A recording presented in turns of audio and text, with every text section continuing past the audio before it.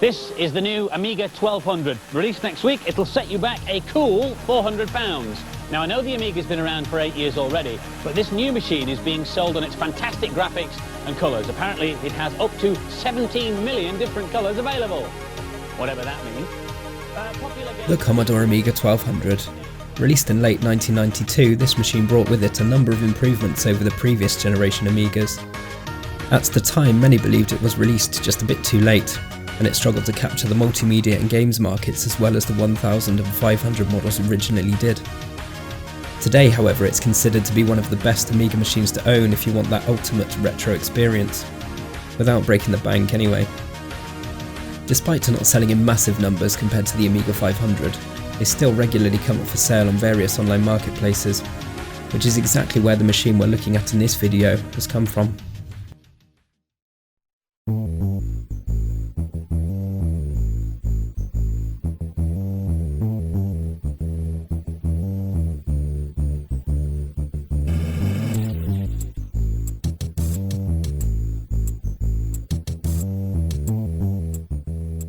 It's an Amiga 1200, specifically the Desktop Dynamite Bundle. The guy I bought this from had no idea if it works, or really any information on it at all. Thankfully this meant I didn't have to pay much for it. At least it's still in its original box after all these years. Let's have a look inside.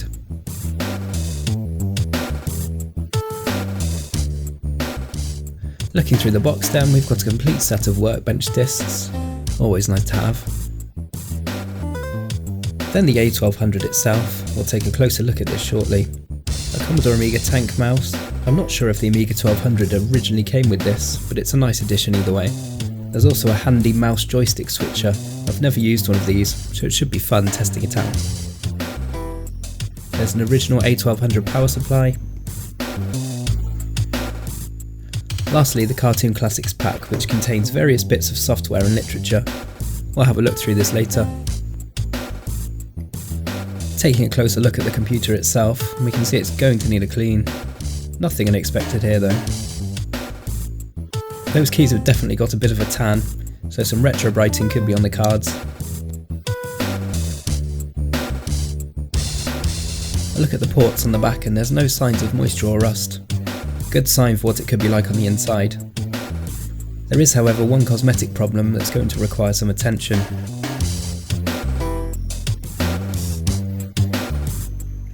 Wow. My guess here is that the original disk drive died, and rather than fix it or buy a proper Amiga drive, somebody has sacrificed an external drive believing they can make it fit, and here's the result. The only way I can think of to tackle this properly is to replace the top cover, so I'll be on the lookout for one of those. We'll have a closer look to see if there's anything we can do with the drive later. Checking the expansion bay, you can see that this A1200 has another surprise. It's come with a Magnum RAM 8. This is a memory expansion board that could have up to 8 megabytes of memory. A very welcomed addition to this machine. I'll remove it for now, we'll have a closer look later. So that's the outside of this A1200 machine covered. It's time to check the inside. First, there's 5 case screws that need to be removed underneath. With those out, the top of the case will lift off like so.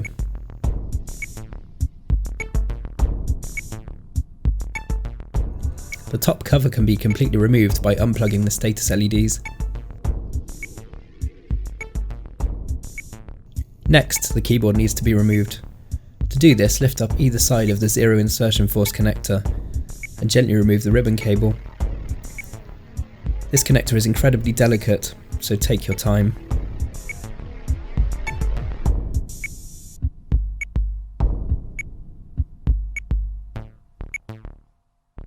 With the keyboard removed, we can get our first glimpse of the inside, and whilst it's a bit grubby, it's not looking bad at all.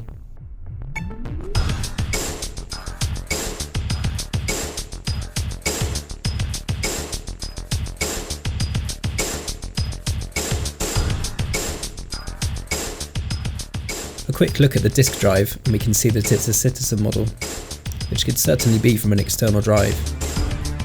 Looking at the ROMs, we can see they haven't been upgraded. So all being well, this Amiga will boot up showing Kickstart 3.0. Next, it's time to remove that floppy drive. 2 screws on the back need to be removed.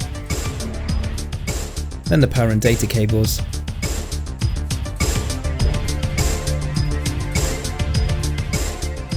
Finally, the screw on the inside bracket.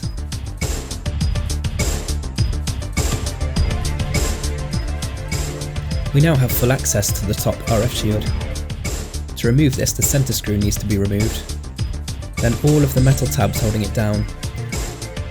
These can be a pain, but I found that starting them off with a knife, then using pliers to straighten them is the best way to go.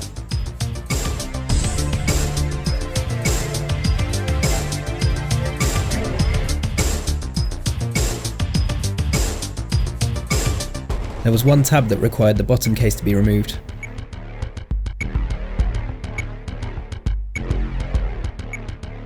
With them all straight, the RF shield will lift off easily, giving us our first look at the system board. Well, it's going to need a good clean, but otherwise it's looking great. No signs of any capacitor leakage or any broken or missing components.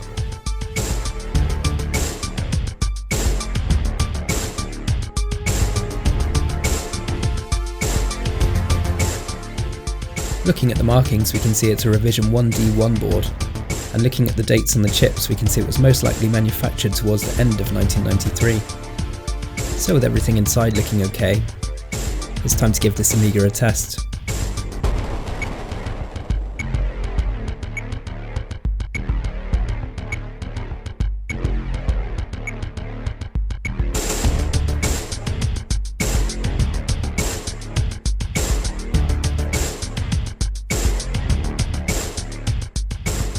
Well, that felt like a long wait, but it's working with no sign of any issues.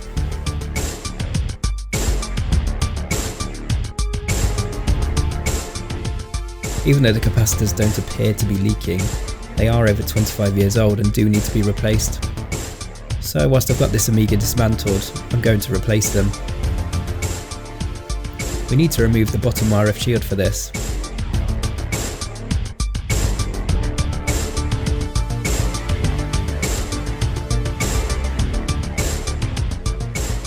Then I'll go ahead and get rid of all that dust.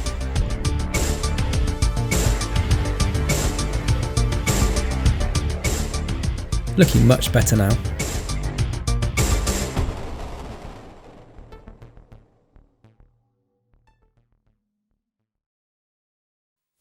In actual fact, the Amiga 1200 is an extremely reliable computer because it uses what's known as surface mount technology to attach all its chips and components very securely to the circuit board. That makes it very strong, and the chances of your A1200 developing a fault are very slim. There are a few different methods for removing surface mount capacitors. I prefer to use hot air as I believe it puts the least amount of strain on the solder pads.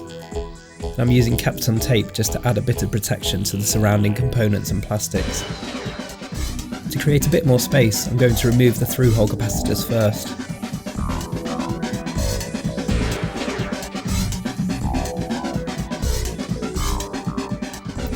Now it's time to get to work and remove those surface mount capacitors.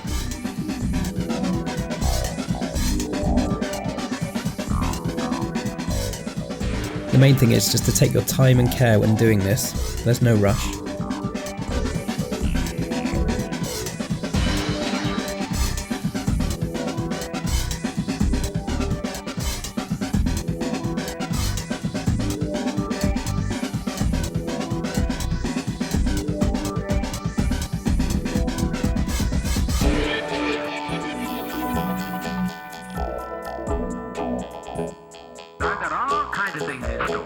I got these in big plans.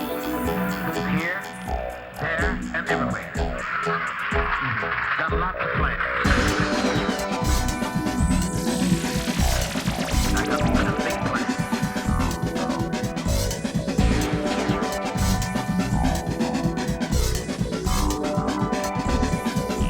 I got these in big plans.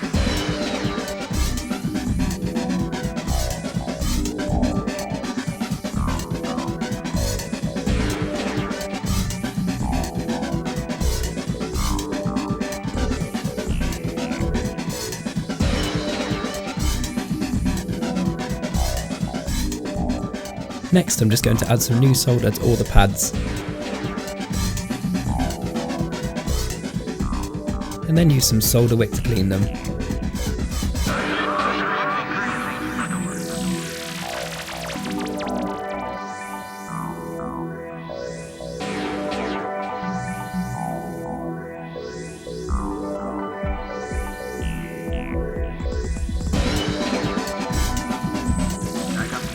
So that's the board all clean and ready for some new capacitors.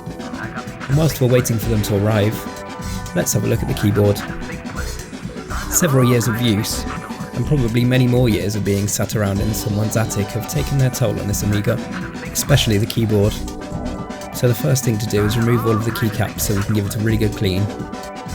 I'm just using a generic key puller that I bought off eBay to do this. Remember to look out for the springs underneath the keycaps, as they can pop off without you realising.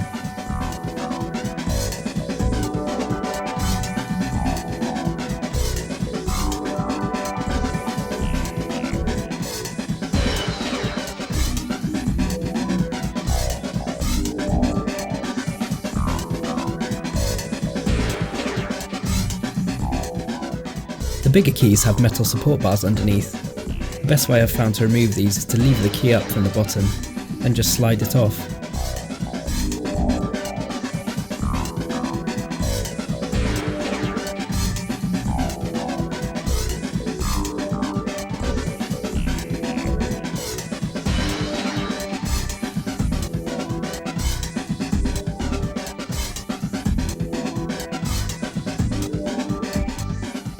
The enter key lifts up from the left hand side.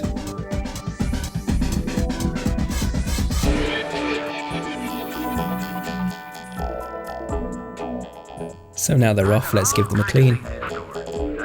Nothing special here, just good old washing up liquid and some warm water.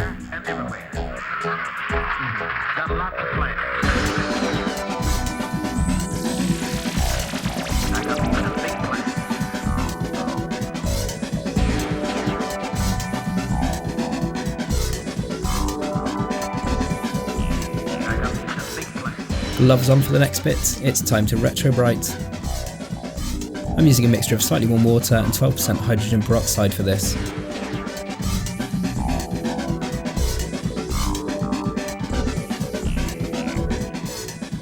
It's not particularly great weather here in the UK at the moment, so I'll leave this out all day, just coming to check on it every hour or so and giving it a stir. I also thought I'd let the mouse and power supply sunbathe for a while, just to see if the chemical-free method of retrobriting works. Let's get to work on the rest of the keyboard.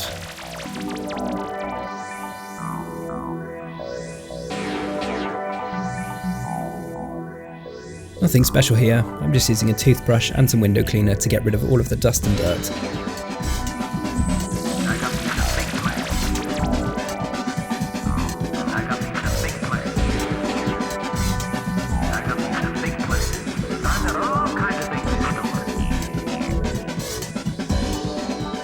I did notice there's a lot of gunk in between the plastic and the membrane.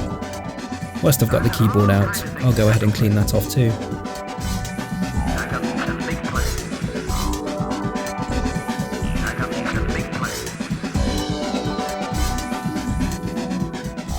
The caps lock LED fits in here. With all the dust and dirt gone, it's time to reassemble.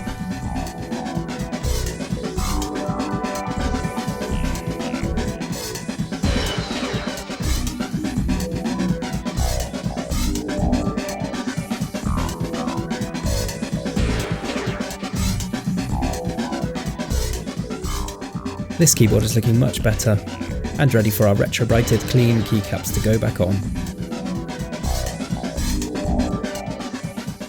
Our capacitors have arrived just in time, in a handy kit from RetroBench. They all come labelled with a diagram to show which capacitor values go where. Very useful to have. I'll link to where I got these from in the description. So let's get them all fitted.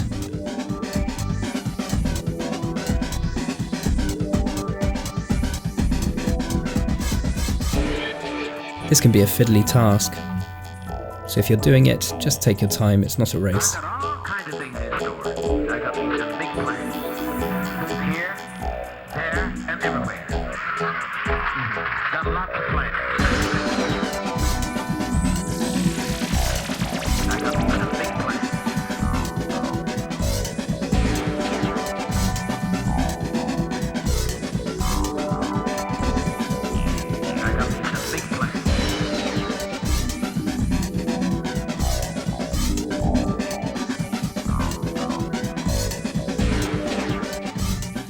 And here I'm just giving the underneath of the board a quick clean with some IPA, which is just to remove any excess flux from fitting the through-hole capacitors.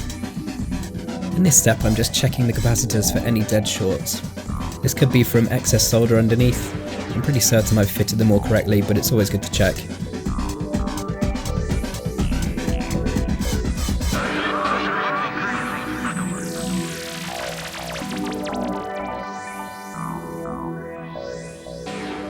And everything's looking good. Then another clean with some IPA to remove any excess flux from the top part of the board. And we're done.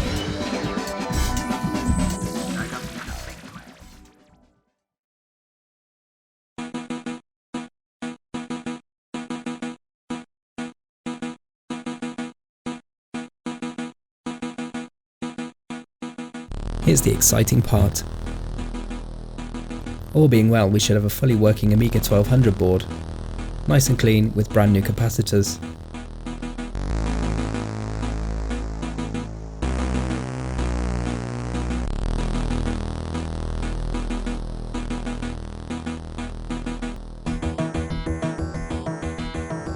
And there's our kickstart screen.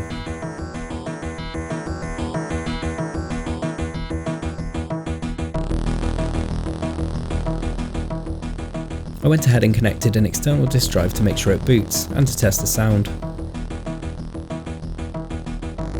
And I'm very pleased to say that everything is working fine.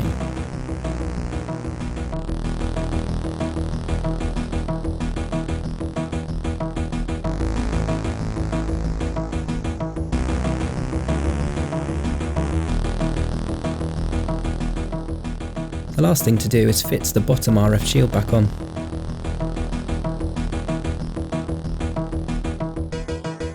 So that concludes part 1 of our Amiga 1200 refurbishment. Make sure you join me for part 2. We'll look at that drive, see about replacing the case, as well as adding some rather nice looking accessories.